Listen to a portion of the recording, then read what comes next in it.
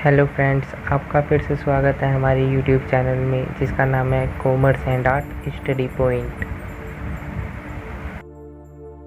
आज मैं आपको मांग तथा पूर्ति के सिद्धांत के यूनिट फर्स्ट के पार्ट थर्ड को करवाने वाला हूं, जो है मांग की लोच यानी इलास्टिसिटी ऑफ डिमांड। अगर दोस्तों आपने इसका पार्ट फर्स्ट और पार्ट सेकंड नहीं देखा है तो आप पहले उसे जाकर देख लीजिए, आपको डिस्क्रिप्शन में लिंक मिल जाएगा। तो फिर चलिए फ्रेंड्स आगे बढ़ते हैं। आज का हमारा पहला टॉपिक है मांग की लोच यानी इलास्टिसिटी ऑफ डिमांड। मांग की लोच से अभिप्राय ऐसी किसी एक चर जिस पर मांग निर्भर करती है। यानी दोस्तों मांग की लोच से अभिप्राय किसी एक ऐसे चर से है जिस पे मांग डिपेंड करती है। जैसे कि आपने प्राइस ऑफ कमोडिटी पढ़ा था, वस्तु की जो मूल्य होता है उसका।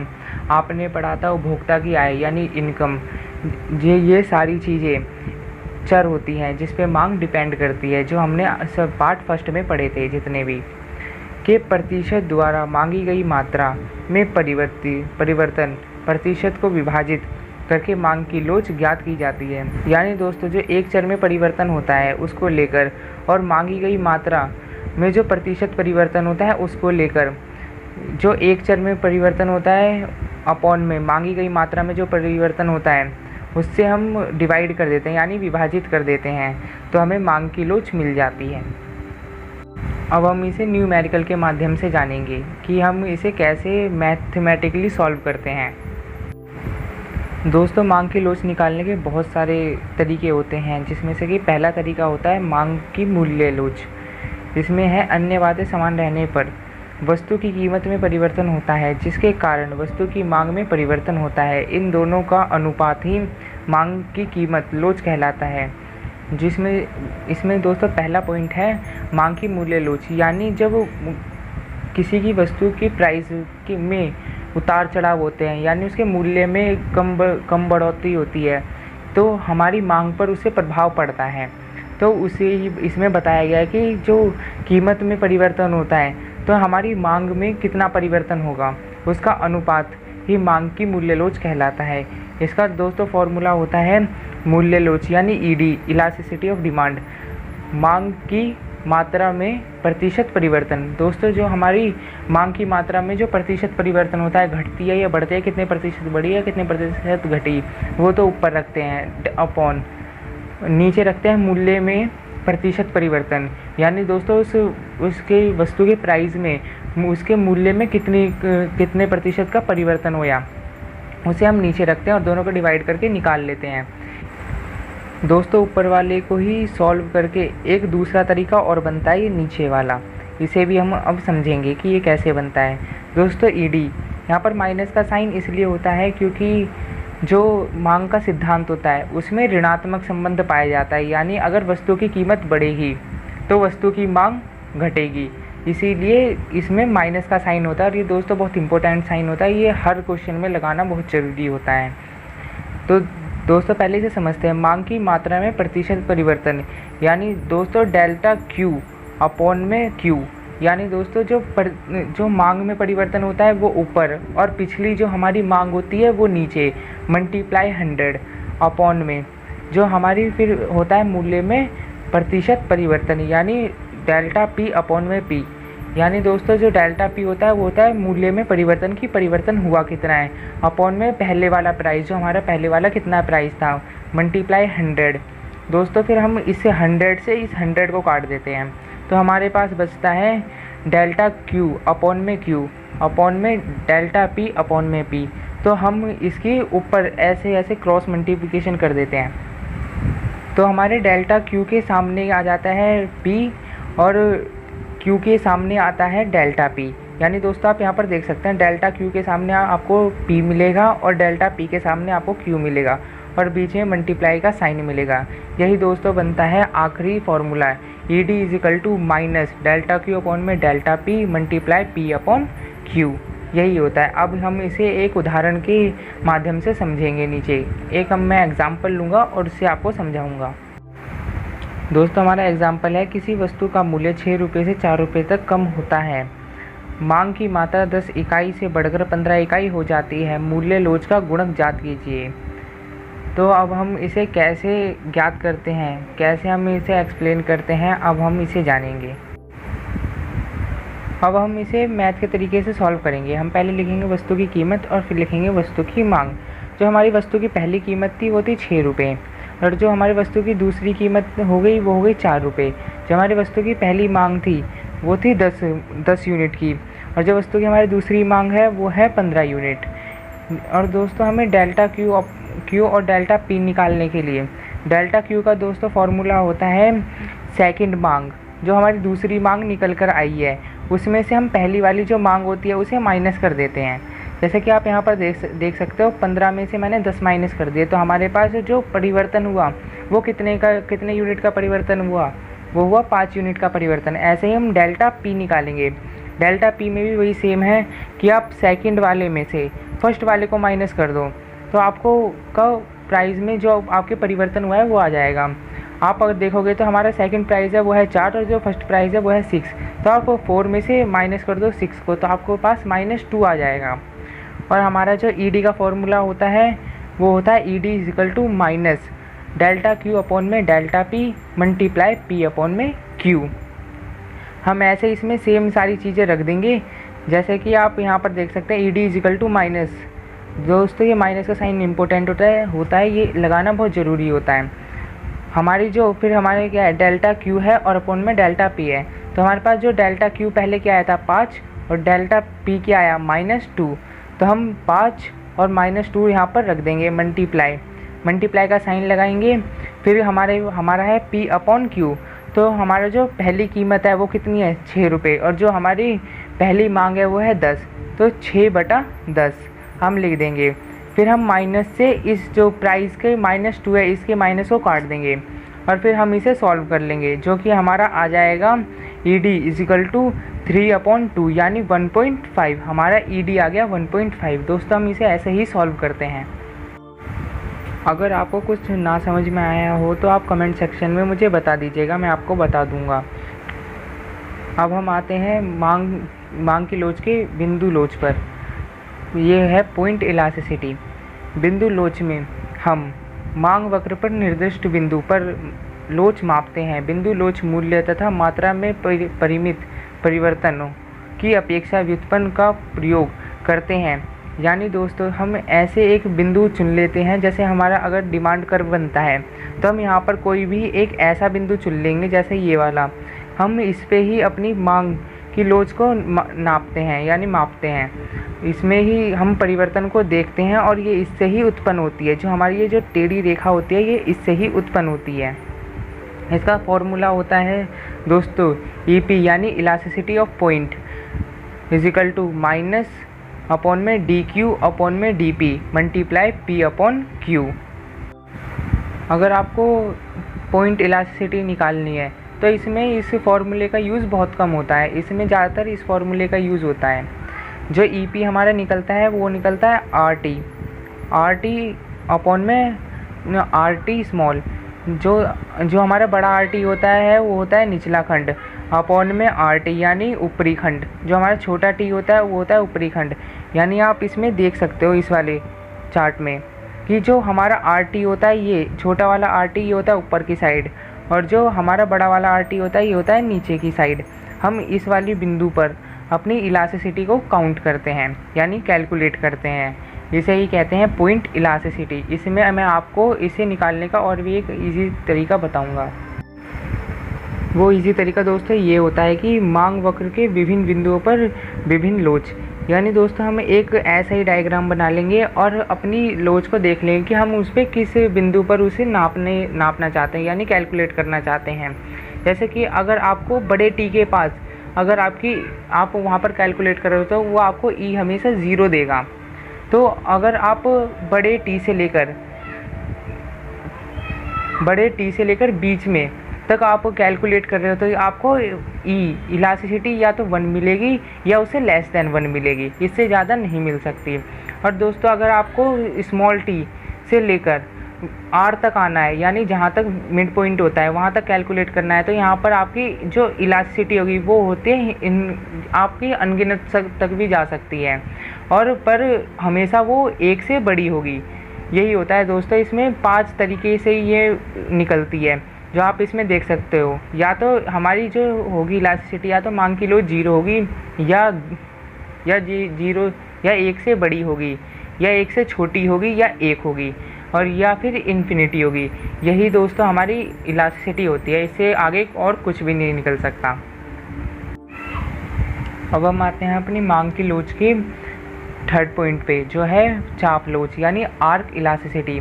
इसमें है जब मूल्य परिवर्तन बहुत कुछ बड़ा हो, या जब मूल्य लोच को दो मूल्यों के बीच पाया जाए, तब इस विधि का प्रयोग करते हैं। यानी दोस्तों जब मूल्य में परिवर्तन बहुत ज़्यादा हो रहा हो, या जो मूल्य हो वो दो मूल्यों में कोई सामान बिक रहा हो। जैसे कि आप देखोगे कि अगर एक ही चीज़ आपको एक स्टेट में, तो जैसे दिल्ली में तो वो ज़्यादा की मिलेगी, और आप अगर बिहार चले जाओगे या उड़ीसा चले जाओगे या उत्तर प्रदेश चले जाओगे तो वहाँ पर आपको कम की मिलती है।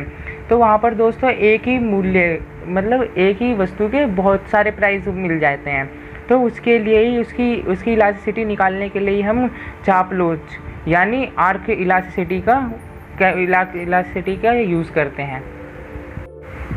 आप इस डायग्राम में दोस्तों देख भी सकते हैं, यहाँ पर प्राइस तो हमारे पास 2 हैं और क्वांटिटी भी हमारे पास 2 है, और जो इनके बीच में डिफरेंस है वो भी काफ़ी ज़्यादा का है, इसीलिए हम चाप लोच का यूज़ करते हैं। और जो दोस्तों इसका फॉर्मूला होता है वो होता है EP यानी elasticity of arc is equal to Q1 minus Q2 upon में Q1 plus Q2 multiply P1 plus P2 upon में P1 माइनस P2। ये दोस्तों ये वाला भी बहुत ज़्यादा क्वेश्चन पूछा जाता है एग्ज़ाम में, तो आप इस फॉर्मूले को याद कर लें। मैं आपको आर्क लोच एग्जाम्पल से भी समझा देता हूँ कि मैथमेटिकली उसे कैसे सॉल्व करते हैं। इसमें हमें 2 प्राइज़ मिलेंगे हमेशा। जो फर्स्ट प्राइज़ है मैंने एग्जाम्पल में लिया है 500, और जो सेकंड प्राइज़ है वो है 400। ऐसे ही मैंने फर्स्ट क्वांटिटी और सेकंड क्वांटिटी ली है जो है 100 और 150 यानी 100 और 150 यूनिट। तो हमारा जो EP का फॉर्मूला होता है वो होता है, जो होती है quantity first minus quantity second. जो हमारी जो फर्स्ट क्वांटिटी है वो है 100 और माइनस जो सेकंड क्वांटिटी है वो है 150। तो वैसे हम उसे रख लेंगे अपॉन में quantity first plus quantity second, ऐसे ही हम इसमें प्लस भी कर लेंगे। फिर होता है मल्टीप्लाई, फिर हमारा आता है P1 प्लस P2 यानी जो हमारा प्राइस 1 है उसे ऐड कर लेंगे प्राइस 2 के साथ। ऐसे ही मैंने ऐड कर लिया है, और वैसे ही इसके ही अपॉन में होता है P1 माइनस P2 यानी 500 जो हमारा फर्स्ट प्राइस था उसमें से माइनस कर देंगे सेकंड प्राइस को, और जो हमारा EP आएगा 100 में से माइनस करेंगे 150 को तो आएगा माइनस 150, और अपॉन में 250 जो 100 प्लस 150 को जोड़ देंगे तो हमारा आएगा 250 मल्टीप्लाई जो हमारा 500 और 400 प्लस हो जाएगा वो आएगा 900 अपॉन में 500 माइनस 400 यानी आएगा वो 100, और यह इजिकल टू हो जाएगा हम 50 की मल्टीप्लाई 900 में करेंगे तो वो आएगा 45,000, और 250 की अगर हम 100 में मल्टीप्लाई करेंगे तो वो आएगा 25,000 जो कि हमारी आएगी 1.8 यानी इलास्टिसिटी जो आएगी वो आएगी हमारी 1.8। दोस्तों इसमें एक गलती हुई है जो हुई है माइनस की। ये माइनस दोस्तों बहुत ज़रूरी होता है, और यह जिसका जो माइनस होगा वो इस माइनस से कटेगा। हमेशा दोस्तों याद रखना आप माइनस ज़रूर लगाना। इसमें मैंने इसीलिए यहाँ पर माइनस नहीं लगाया था कि आप मेरे से कमेंट सेक्शन में पूछें कि मैंने माइनस यहाँ पर यूज़ क्यों नहीं करा है। अगर जिन स्टूडेंट्स ने ये पूछा है वो बहुत अच्छे से पढ़ रहे हैं, वो ऐसे ही ध्यान दें आगे। अब मैं दोस्तों आपको कुछ इम्पोर्टेंट चीज़ बताने वाला हूँ जिसमें हमें कभी कभार पूछ लेते हैं कि इसकी जो मांग की लोच है वो लोचदार है, बेलोचदार है, या पूर्णतः लोचदार है, या पूर्णतः बेलोचदार है, या इकाई के बराबर है। तो हम कैसे पता लगाएं कि वो इनमें से किस चीज़ पे फॉलो करती है, मतलब किस चीज़ को फॉलो करती है। तो हम पहले देखेंगे लोच के माप। अगर हमारा E इजिकल टू 0 आ रहा है तो शाब्दिक विवेचन यानी हम अब फिर इसे बताएंगे कि ई जो है वो हमारा 0 कब आता है, जब मूल्य में परिवर्तन के साथ मांग की मात्रा नहीं बदलती। यानी दोस्तों मूल्य में कितना भी परिवर्तन हो जाए पर मांग की मात्रा बिल्कुल भी नहीं बदलती। जैसे कि हम नमक का यूज़ करते हैं, अगर नमक के मूल्य में कुछ ज़्यादा परिवर्तन भी हो जाए तो हम नमक ज़्यादा तो खरीदना शुरू कर नहीं देंगे। इसीलिए दोस्तों जो नमक की जो इलास्टिसिटी होती है वो ज़ीरो होती है, मतलब कि अगर प्राइस में ज़्यादा उतार चढ़ाव आते भी हैं तो उसे कोई मांग की उस पर कोई फ़र्क नहीं पड़ता। यही होती है पूर्णतः बेलोचदार। और दोस्तों जब ई हमारा लेस देन 1 हो तो इसका मतलब होता है मूल्य की अपेक्षा मांग में कम प्रतिशत से परिवर्तन। मतलब दोस्तों मूल्य में तो ज़्यादा परिवर्तन हुआ है, पर जो दोस्तों जो मांग में परिवर्तन हुआ है वो कम परिवर्तन हुआ है, उसे ही कहते हैं बेलोचदार मांग। अब जब ई हमारा =1 हो जाए, मतलब 1 के बराबर, तो वो होता है मांग तथा मूल्य में एक समान परिवर्तन। यानी दोस्तों जो मूल्य है, वस्तु के मूल्य और जो वस्तु की मांग है, उन दोनों में एक जैसा परिवर्तन हुआ है, उसे ही कहते हैं इकाई के बराबर लोचदार, मतलब इकाई के बराबर परिवर्तन। और जो हमारा >1 होता है, E=1, इसका मतलब होता है मूल्य की अपेक्षा मांग में अधिक परिवर्तन।